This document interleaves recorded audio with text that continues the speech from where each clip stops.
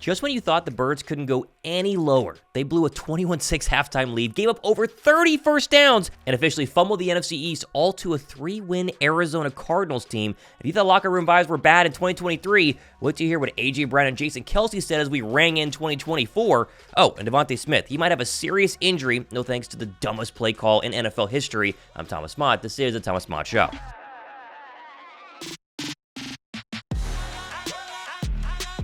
Has there been a team with 11 wins in an NFL season that looked this bad, like this terrible, heading into the final game of the season? Like, where do we even begin yesterday? For one, though, do you realize that everything was right there for the taking?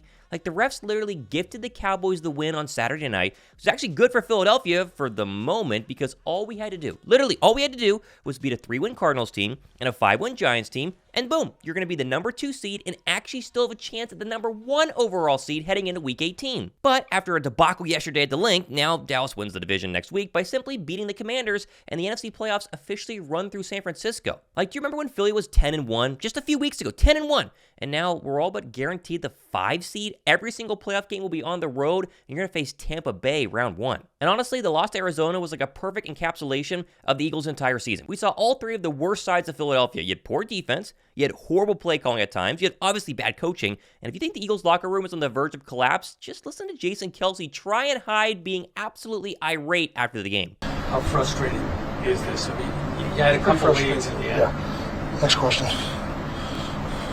Jason, late into the game, on that final drive, you guys got backed up first and 20. Yeah. What did you make of the play calls, and what did you make of the execution? When we got backed after up after the whole holding call. Yeah. We're trying to run the ball and get positive yards. I think we had some plays that we just didn't execute, I guess, on. Obviously it didn't work out. What's crazy, too, is that the bad coaching started even before kickoff. Like, they somehow decided that Roby should not even dress. They wanted to dress Rashad Penny, who got absolutely 0 touches, and so they ran off Maddox coming off of his injury, and even though he hadn't played all season long, they thought that he would look good in the slot against Arizona, and instead, he got absolutely worked. And wouldn't it have been nice to be able to sub out Maddox, bring in Roby? Nope, Sirianni, Desai, combination of the both, they decided that they didn't need Roby at all. I mean, look, do you think it's just a coincidence that Roby tweeted the facepalm emoji right after the game? And whether or not Roby would have actually made a difference or not is virtually irrelevant. The fact the Eagles defense got absolutely worked on the ground is completely embarrassing. Like, take away the Sidney Brown pick 6, which was very exciting at the time. The Eagles didn't force a punt the entire game. The entire game. Like, this isn't Kyle Shanahan's offense. It's the 3-win Arizona Cardinals. And of course, we're talking about locker room turmoil here. How about Sidney Brown's comments on WIP afterwards when asked about being out-physicaled by the Cardinals? He said, practice habits became game day reality. Okay, so you have 2 players now with basic backhand shots of the Eagles coaching staff. It's so clear that the Eagles defense is going to look dramatically different next year. Like, you're going to have a new coordinator, you're going to have a lot of new faces, new everything. Like, they've got to be changed. They've been bad all year, but you cannot overlook the fact that they, of course, have had losses to some good teams. But getting shredded by Arizona in this situation with all of this on the line is completely inexcusable. And trust me, the fans at the Link, they're not going to forget it.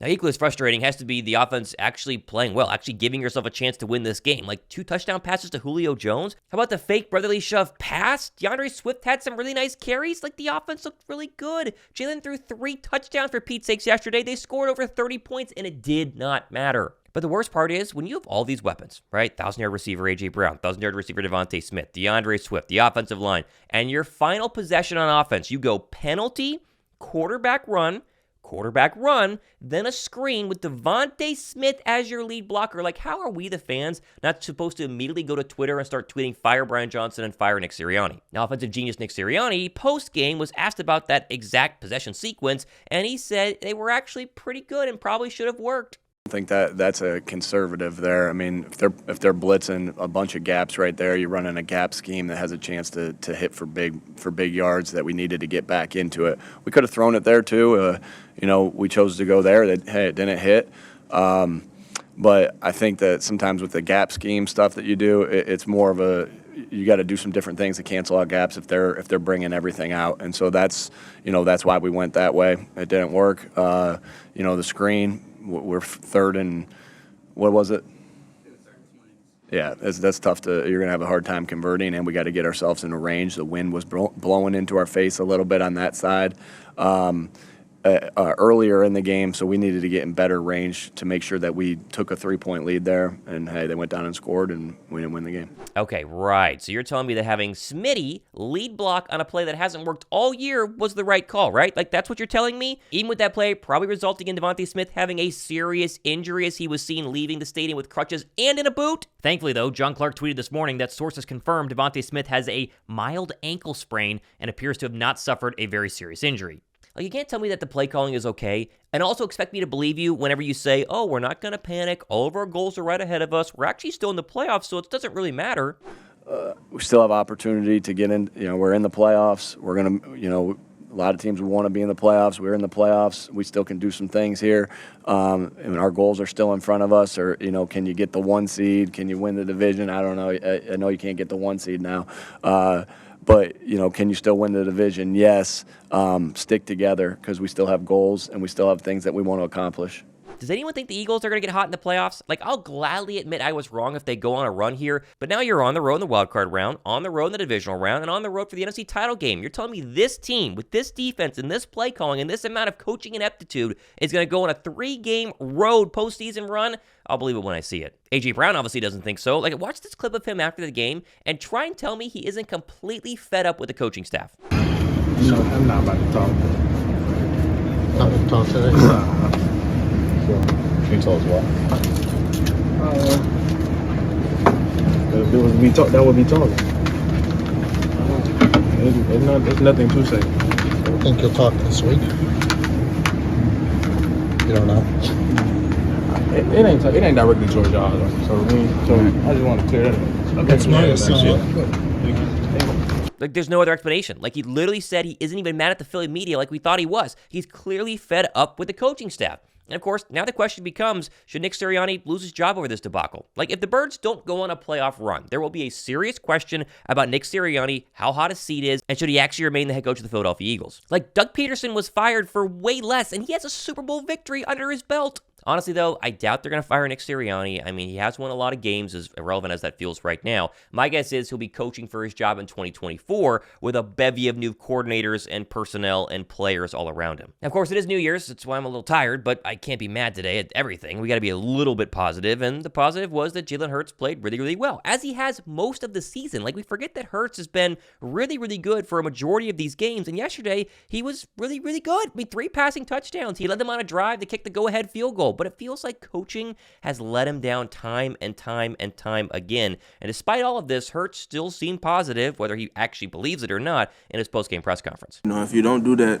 if you're not winning, then maybe you're not executing at a high enough level. And so it's just a moment of reflection, a moment of reflection and knowing we still have everything in front of us to learn from everything that's going on as a team and put the right energy towards it and towards the things that we can control and being the best team we can be. So, it's something we got to grow from. I think the worst part of all this is that I'm going to somehow convince myself that, if we just beat the Giants next week, maybe we're going to start to get hot. And if we can just beat the Bucks in the wild card round, we can get hot. Like, I'm going to convince myself the Eagles are somehow going to turn this around. But deep down in my heart and your heart and all of our hearts, we know this is not a Super Bowl caliber football team. Like, we know you cannot blow this lead, give up this many points, look this bad, have all the coaching ineptitudes against the Arizona Cardinals 2 weeks before the playoffs and still go, yeah, but they can probably go on a run. It's just not going to happen. It's unbelievable we're at this point, and it's unbelievable that Philadelphia has done this to us in a season where the NFC is wide open. I mean, literally, you watch the Lions look bad, the Cowboys have looked bad, the Niners are probably your best team you're going to play, but you could have at least met them in the NFC title game and them your best shot, but it's just, oh my goodness, I just cannot believe it yesterday. I could not believe that they did that to us yesterday. Let me know your guys' thoughts down below in the comment section. Very curious now what leaks are going to come out of Philadelphia, because when you have a loss this bad, and there's already been rumblings about coaching and players are getting upset, there's probably going to be a lot of news this week. Be sure to subscribe down below. We're going to cover it all here. Win, lose, or draw. That's how we do it. Hope you guys had a great New Year's Eve. Hope you guys have a great 2024. I'm Thomas Mott. This has been the Thomas Mott Show.